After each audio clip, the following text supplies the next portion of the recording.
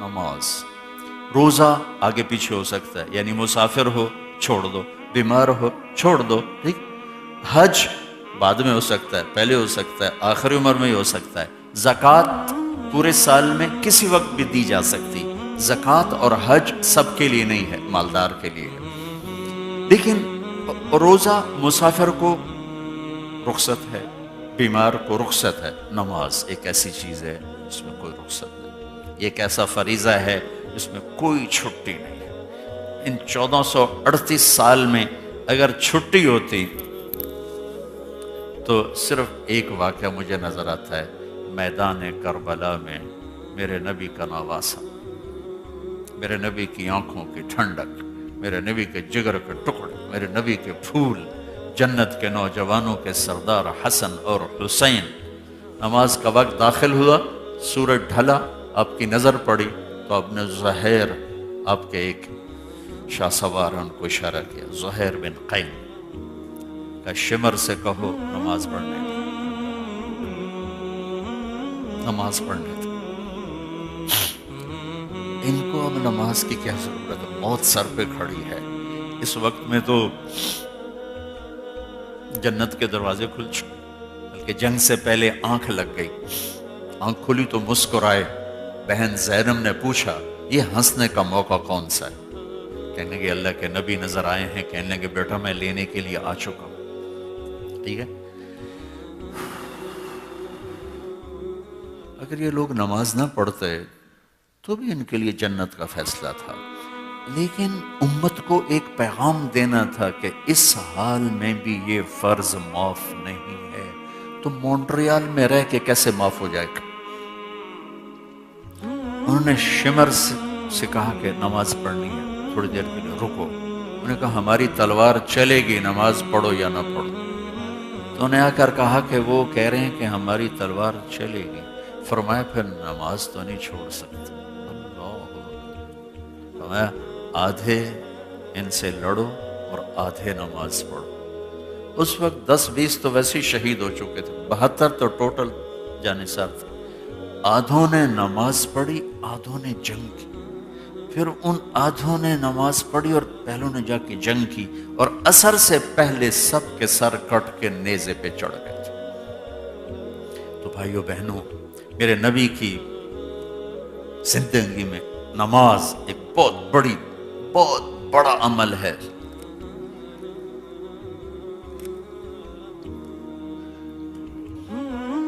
نماز کے لیے اللہ نے 2 باتیں مانگی، تو فَإِذَا فَرَغْتَ فَانْصَبْ وَإِلَىٰ رَبِّكَ فَارْغَب۔ میرے نبی جب آپ فارغ ہونا، فارغ، پھر میرے پاس آیا کریں اور شوق سے آیا کریں، ایک فارغ ہو کر ایک شوق کے ساتھ۔ فراغ کسے کہتے ہیں؟ فراغ، یہ دیکھو گلاس نظر آ رہا ہے، نظر آ رہا؟ اور سے دیکھنا، یہ پانی کے قطرے ہیں اس میں، خالی ہو گیا ہے؟ اب کچھ ہے؟ کسی چیز کو بالکل خالی کر دینا، اس کو عربی میں فراغ کہتے ہیں، فراغ، خالی کر دینا۔ جب طالوت جالوت کے مقابلے میں گئے تو دعا مانگی ربنا افرغ علینا صبرا، یہ دعا نہیں مانگی اللہم صبرنا، یا اللہ ربنا صبرنا، یا اللہ میں صبر دے۔ دعا مانگی یا اللہ تیرے پاس جتنا صبر کا خزانہ سارا ہمارے اوپر ڈال دے کہ کام بڑا اکھا آ گیا، بندے بڑے ڈاڈے آ گئے۔ تو میرا اللہ کہہ رہا ہے اے یوں دل فارغ کر کے آیا کرو جب نماز میں آؤ، تو اور میں ہوں اور تیسرا کوئی نہ ہو۔ چلو ہم شاید زندگی بھر یہ نماز نہ پڑھ سکیں، لیکن نماز تو ہو، نماز تو ہو، جیسی کیسی ہے نماز تو ہو۔ وَإِلَىٰ رَبِّكَ فَارْغَب، ایک رغبت ہو، ایک دل فارغ ہو۔ اچھا ایک بڑی عجیب بات اس پر علماء نے لکھی کہ اللہ کے نبی کے دل میں کیا تھا جو اللہ کہہ رہا ہے فارغ ہو؟ ان میں تو تھا ہی اللہ کے سوا کچھ تھا ہی نہیں، تو اللہ کہہ رہے ہیں کہ فارغ، دل کو فارغ کر کے آؤ۔ تو اس کا جواب ایک بڑے آدمی ابن القیم نے دیا ہے، اور کسی کا نہیں جواب گزرا۔ انہوں نے اس کا جواب یہ دیا کہ نبی کے دل میں انسانیت کا غم تھا اور درد تھا، کڑن۔ بے قراری.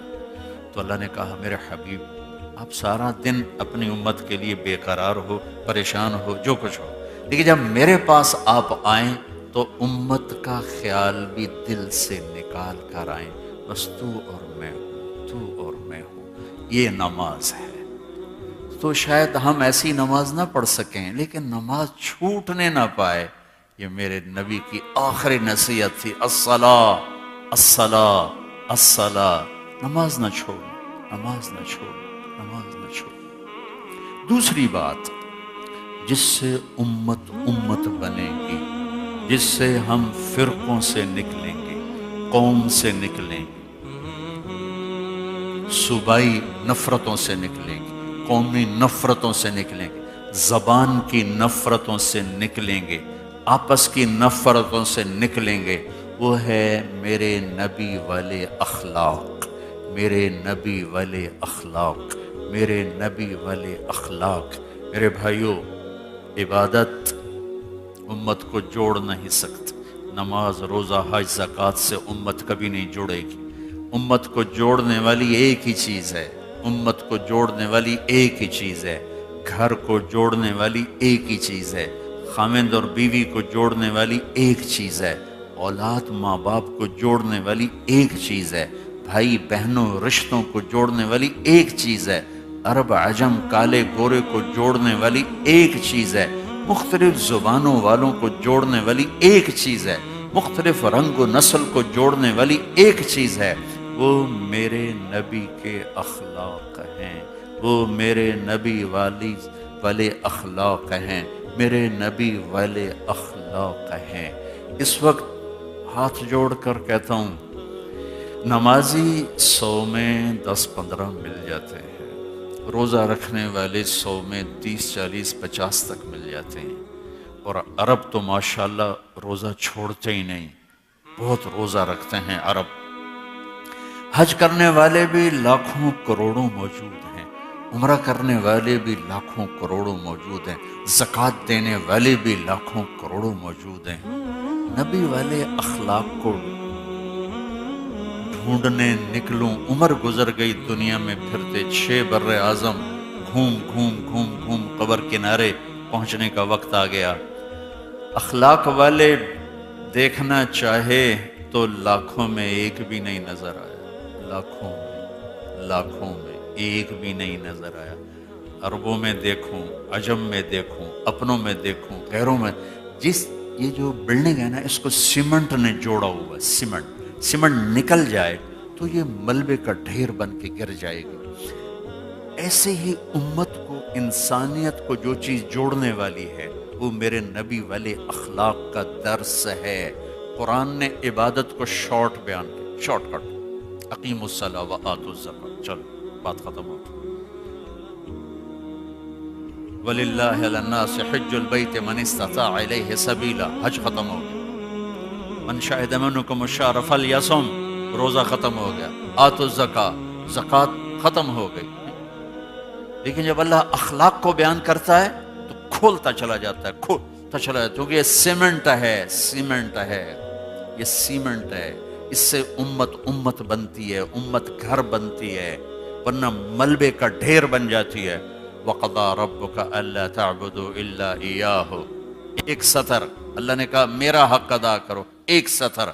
والدین اخلاق، وَبِالْوَالِدَيْنِ إِحْسَانًا إِمَّا يَبْلُغَنَّ عِندَكَ الْكِبَرَ أَحَدُهُمَا أَوْ كِلَاهُمَا فَلَا تَقُل لَّهُمَا أُفٍّ وَلَا تَنْهَرْهُمَا وَقُل لَّهُمَا قَوْلًا كَرِيمًا وَاخْفِضْ لَهُمَا جَنَاحَ الذُّلِّ مِنَ الرَّحْمَةِ وَقُل رَّبِّ ارْحَمْهُمَا كَمَا رَبَّيَانِي صَغِيرًا رَبُّكُمْ أَعْلَمُ بِمَا فِي نُفُوسِكُمْ إِن تَكُونُوا صَالِحِينَ فَإِنَّهُ كَانَ لِلْأَوَّابِينَ غَفُورًا.